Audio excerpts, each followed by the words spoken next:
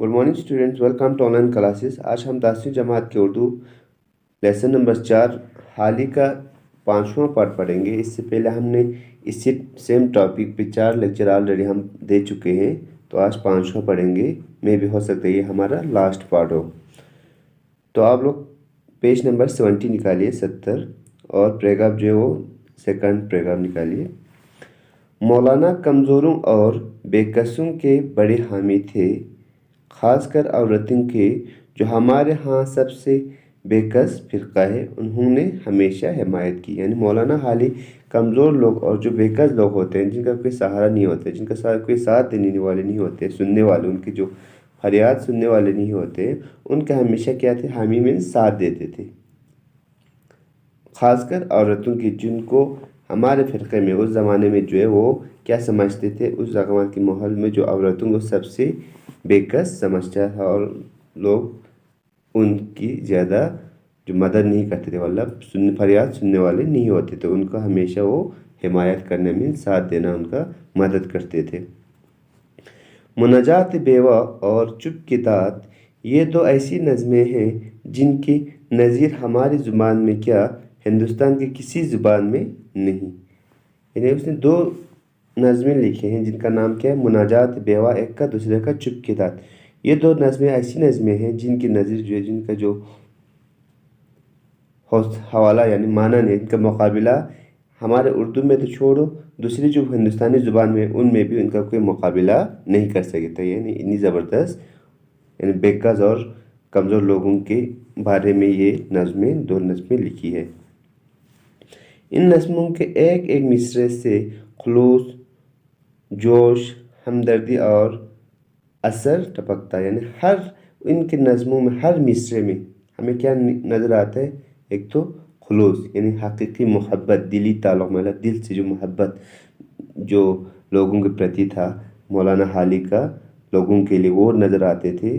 जोश और हमदर्दी मीन्स वही सेम हो गया, हमदर्दी, हमदर्द रखना, और असर टपकता था, यानी इनसे असर नज़र आते थे इन हर मिसरों से, नज़मों के।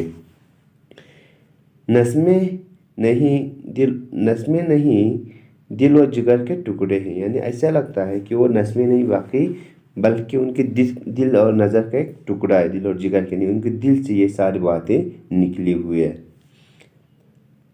लिखना तो बड़ी बात है, कोई उन्हें बेचश्म नम पढ़ भी नहीं सकता। यानी इस नज़्म को लिखना तो बहुत बड़ी बात है, मगर कोई भी इंसान उन्हें बेचश्म मीन्स रोए बगैर, आंखों से आंसू आगे बगैर, इन जो नज़में हैं, इन नज़मों को नहीं पढ़ सकता। बेचश्म मीन्स अंधे को कहते हैं, बे मीन्स चश्म होते आंखें, बेचश्म होते। अगर हम इसका डायरेक्ट ट्रांसलेशन देखें तो बेचश्म का मतलब अंधे होते हैं। इसका मतलब है बेचश्म नहीं पढ़ नहीं सकते, मीन्स आंसू के बगैर, आंख गिला हुए बगैर इनको नहीं पढ़ सकता। इतनी दर्द उसमें छुपी हुई इन नज़मों में। जिन लोगों ने सिर्फ उनका कलाम पढ़ा है, शायद वो समझते होंगे कि मौलाना हर वक्त रोते और बसूर करते होंगे।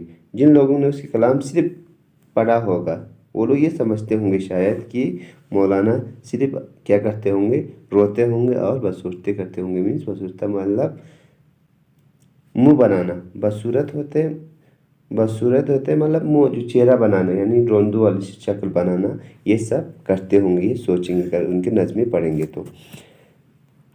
इसमें शक नहीं कि उनका दिल दर्द से लबरेज था और ज़रा सी ठेस से झलक उठता था। यानी उसमें कोई शक नहीं कि उनके दिल में बहुत दर्द भरी हुई थी। अगर थोड़ी सी कोई ठेस पहुँचे, यानी उसको तुरंत दुख पहुँचता था, तो वो क्या होता था, एकदम से झलक जाता था, यानी वो नाराज़ हो जाते, मतलब गमगीन हो जाते थे। मगर वो बड़े शफ़क़ा मिजाज और खुश तबीयत थे। मगर वो क्या था, शफ़क़ा मिजाज मीन्स खुश मिजाज, और खुश तबीयत मीन्स जो खुश तबीयत के, खुश करेक्टर के इंसान थे।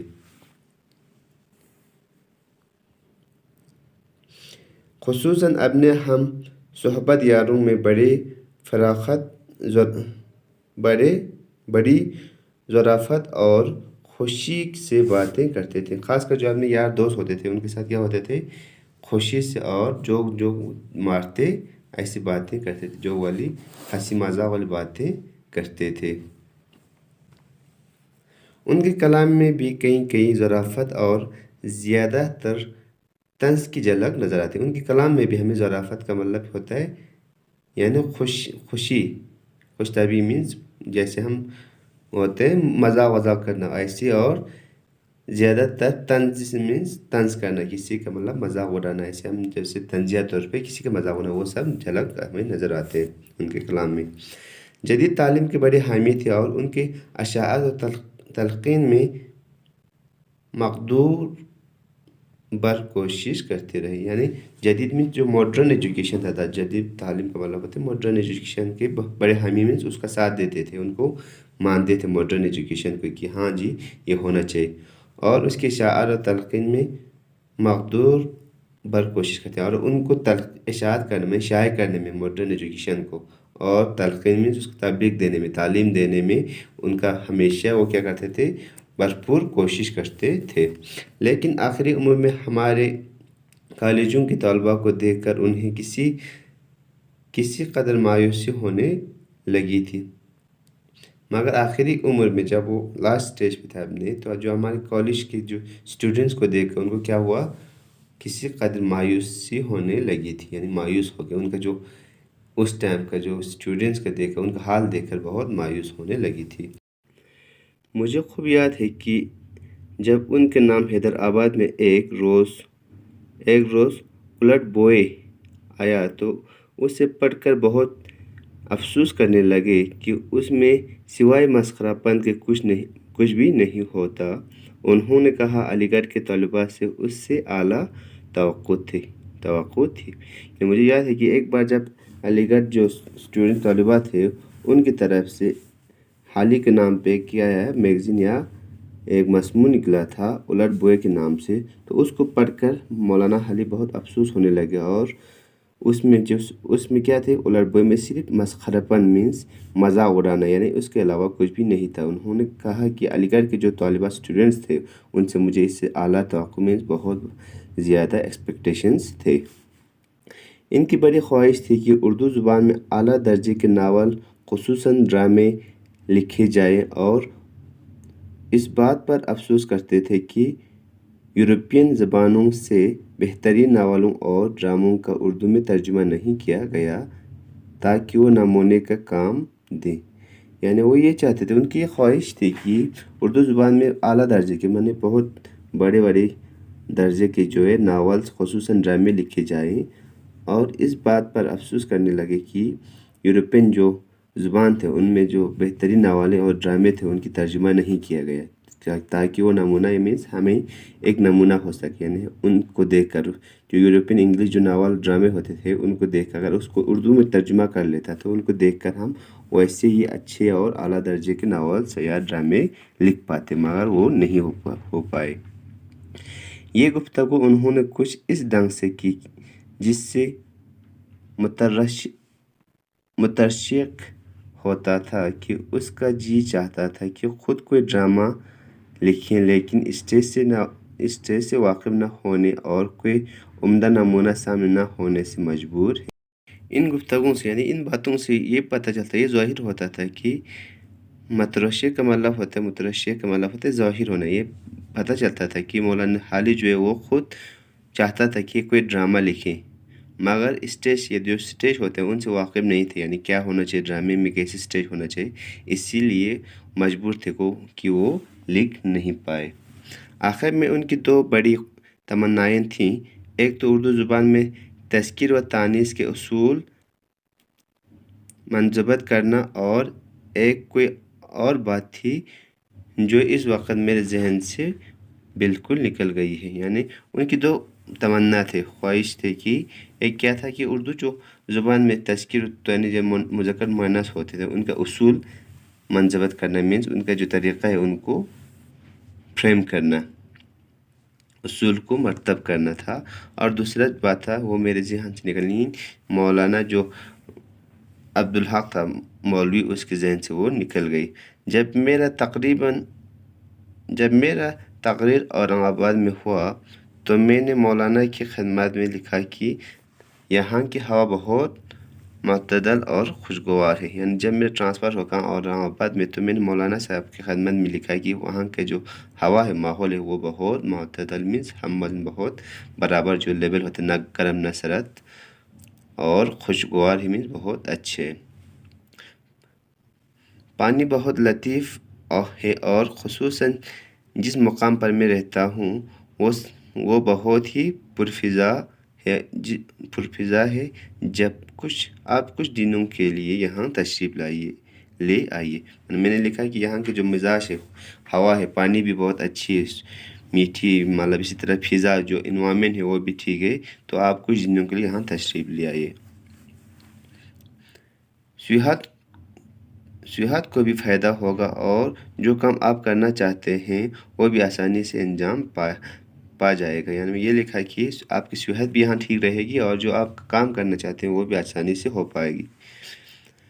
کوئی مخل اوقات بھی نہ ہوگا اور یقین ہے کہ آپ یہاں آ کر بہت خوش ہوں گے. یعنی مخل اوقات میں کوئی پریشانی بھی نہیں ہوگی اور آپ یہاں مخل کا مطلب ہوتا ہے فساد فتنہ بھی نہیں ہوگی اور آپ یہاں آ کے بہت خوش بھی رہیں گے. وہ آنے کے لیے بالکل آمادہ تھے مطلب حالی وہاں آنے کے لیے ایک دم آمادہ تیار تھے لیکن مگر ان کے فرزند خواجہ سجاد حسین صاحب اور دوسرے عزیز و اقارب رضامند نہ ہوئے. یعنی مگر خالی خود آنے کے لیے آمادہ تھے تیار تھے مگر ان کا جو فرزند تھا خواجہ سجاد حسین اور ان کے ساتھ جو ان کے جو عزیز رشتہ دار تھے وہ منظور نہیں ہوئے مطلب انہوں نے جانے نہیں دیا. عذر یہ تھا کہ دور دراز کا سفر یعنی یہ عذر کر رہا تھا یہ ایکسکیوز کر رہے تھے کہ وہاں پہ دور کا دراز سفر یعنی بہت لمبا سفر ہے. ضعفی کا عالم ہے. ضعفی میں جو صحت جو ہے ضعفی میں آپ بزرگ ہو چکے ہیں آپ کا عمر ہو چکے ہیں طبیعت یوں ہی ناساز رہتی ہے. اسی لیے کیا ہوتا ہے جو آپ کی طبیعت ہے وہ ٹھیک نہیں رہتے ہیں. ایسی حالات میں اتنی دور کا سفر خلاف مصلحت ہے مینس اس حالات میں آپ کا دور سفر کرنا آپ کی صحت کے لیے اچھا نہیں ہے. مولانا نے یہ سب کچھ کیفیت مجھے لکھ بھیجی اور ساتھ ہی یہ بھی لکھ دیا کہ جب تم ادھر آؤ تو ایک روز کے لیے پانی پت بھی چلے آنا. یعنی اس نے یہ سارے جو اس نے کہا ان کے رشتہ داروں میں یہ سب لکھ کے بھیجا تھا. اس کے ساتھ یہ بھی لکھا تھا کہ تم جب ادھر آؤ گے تو 1-2 دن کے لیے پانی پت چلے آنا.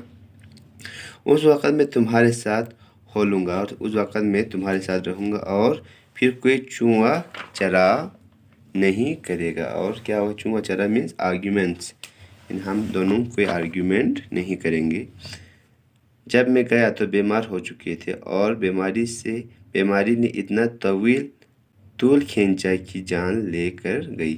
جب میں وہاں پہنچے پانی پت تو وہ بیمار تھے اور بیماری اتنا لمبا یعنی بیماری کی وجہ سے جان لے گئی تھی مینس اس کا جان یعنی فوت ہو چکا تھا. تو اسی کے ساتھ جو یہ خاکہ ہے مولانا حالی کا وہ یہاں پہ ختم ہوتے ہیں.